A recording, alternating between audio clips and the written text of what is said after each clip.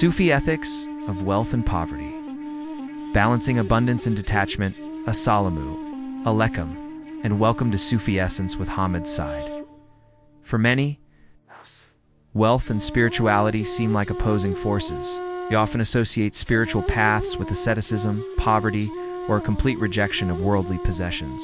Yet in a world driven by accumulation and marked by stark economic disparities, how do we as seekers navigate the complex realities of wealth and poverty? Is it possible to engage with material abundance without being enslaved by it? Today we delve into Sufi ethics of wealth and poverty, balancing abundance and detachment. We'll explore how Sufism offers a profound framework for an ethical relationship with wealth, allowing us to cultivate both material well-being and profound inner freedom. Prepare to transform your understanding of true richness. Part 1. The Modern Dilemma. Obsession with wealth and its consequences. In our contemporary world, the pursuit of wealth often becomes an end in itself, leading to pervasive spiritual and societal imbalances. The accumulation mentality.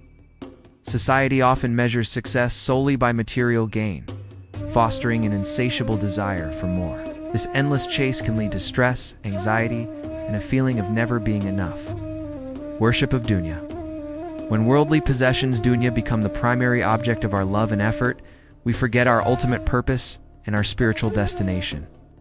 The heart becomes attached to the fleeting rather than the eternal. Economic disparity. The unchecked pursuit of wealth by some often exacerbates poverty and injustice for others. Resources are hoarded, compassion diminishes, and social bonds weaken. Loss of Baraka. When wealth is acquired unethically or used unwisely, it can lose its Baraka, its divine blessing and capacity for true benefit. Instead of bringing peace, it brings worry and discord. The more you have, the less satisfied you might feel. Part 2. The Sufi perspective. Wealth as a test. Poverty as a state. Sufism offers a nuanced understanding, recognizing that both wealth and poverty are states or tests from Allah, each with its own responsibilities and challenges. Wealth is not inherently evil. Islam does not condemn wealth itself. The Quran speaks of wealth as a blessing and a means to do good. Many prophets and righteous companions were wealthy. The key is how it's acquired and used. Poverty is not inherently virtuous. While some Sufis practiced extreme asceticism, poverty itself is not a spiritual virtue. It can lead to despair, disbelief, or even sin if not handled with patience and tawakkul, reliance on Allah. Zuhd, detachment versus abstinence. This is critical. Zuhd means detaching the heart from the love of dunya, not necessarily abstaining from having it. A Sufi can possess wealth, but it doesn't possess them. Their heart remains free and directed towards Allah. It's about letting wealth pass through your hands, not settle in your heart. Allah is Ghani, the self-sufficient, and Al-Razik, the provider. This understanding grounds the Sufi's perspective. All wealth originates from Allah. He is the true owner and we are merely stewards. This perspective fosters short gratitude in abundance and sober patience in scarcity. Part 3. The ethical framework. Balancing abundance and detachment. The Sufi ethical framework for wealth and poverty is built on principles that ensure spiritual well-being, regardless of one's material state. Halal. Earning wealth must be acquired through permissible and ethical means, avoiding exploitation, usury, riba, fraud, and injustice. The very source of income must be pure. Moderation and avoidance of extravagance, israf. While Allah permits enjoyment of His blessings, israf, extravagance or wastefulness, is condemned. Sufis practice temperance in consumption, ensuring needs are met without succumbing to excessive desires. Generosity, Sakha, and selflessness. Ethor, this is paramount. Sufis are known for their immense generosity, giving not just obligatory zakat, but also abundant sadaqah of voluntary charity. Ithor means prioritizing the needs of others over one's own, a hallmark of spiritual nobility. Wealth becomes a means to serve others and gain proximity to Allah. Contentment, Qana'ah, cultivating inner contentment with what Allah has provided. This frees the heart from the endless chase for more and fosters inner peace.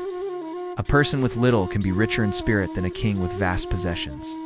Stewardship Amanah. Viewing wealth as a trust. Amanah from Allah. We are accountable for how we acquire, manage, and distribute it. It's not ours, it's a responsibility. It's purification of intention. The intention behind acquiring or using wealth must be pure. To serve Allah, support family, help the needy, and contribute to the well-being of society. Not for egoic display or selfish hoarding. Part 4. The path to true richness, inner and outer prosperity. By embodying these ethics, the Sufi seeker transforms their relationship with wealth and poverty, achieving a state of true richness, regardless of external circumstances. Freedom from enslavement. The heart is liberated from the chains of attachment, anxiety over loss, and the endless pursuit of accumulation. This is true freedom. It's inner prosperity. A soul grounded in Qana'ah and tawakkul finds abundance in every moment, tasting the sweetness of divine provision and contentment. This inner wealth is far more enduring than any material fortune, societal well-being.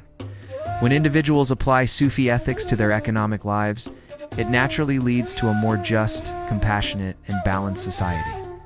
Wealth circulates, poverty is alleviated, and communities thrive through mutual support. Baraka restored. Wealth that is earned ethically, used generously, and appreciated with gratitude becomes infused with Baraka.